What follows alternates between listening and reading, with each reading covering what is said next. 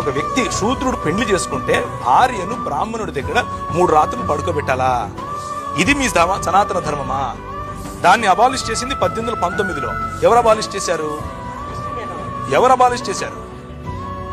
1830లో human sacrifice abolition act. అంటే మీరు నేను ఈరోజు బ్రతికున్నాము అని అంటే వాళ్ళు చంపకుండా మన తలలు తెగకుండా ఉన్నాను అని అంటే ఆ రోజు తీసుకొచ్చిన యాక్ట్ కదా. Non discrimination act 1833.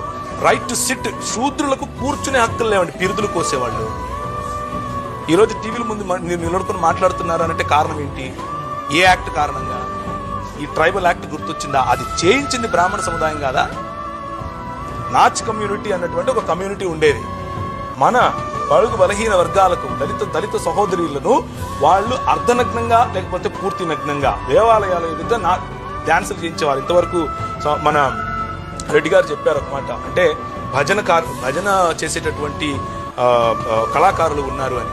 వీళ్లను కూడా ఎవరైతే నాచ్ కమ్యూనిటీగా పిలిచారో, దేవదాసి కమ్యూనిటీగా పిలిచారో, జోగిని కమ్యూనిటీగా పిలిచారో వీరిని ఉంపుడు గత్తెలుగా ఒక పక్క చూస్తూ, వీరు పెళ్లిళ్ళు చేసుకోకుండా పిల్లలు కనాలి అని చెబుతూ, కాదు వీళ్ళు కళాకారులు అని పేరు పెట్టి వారి కోసము దాన్ని ఏమంటారు, హైకోర్టులో పిటిషన్ వేస్తే కొట్లాడుతూ ఉంటే ఈ సనాతన ధర్మ సంరక్షకులు వచ్చి ఏమంటారంటే ఇది మా సంస్కృతి అంటారు. ఏదండి మీ సంస్కృతి?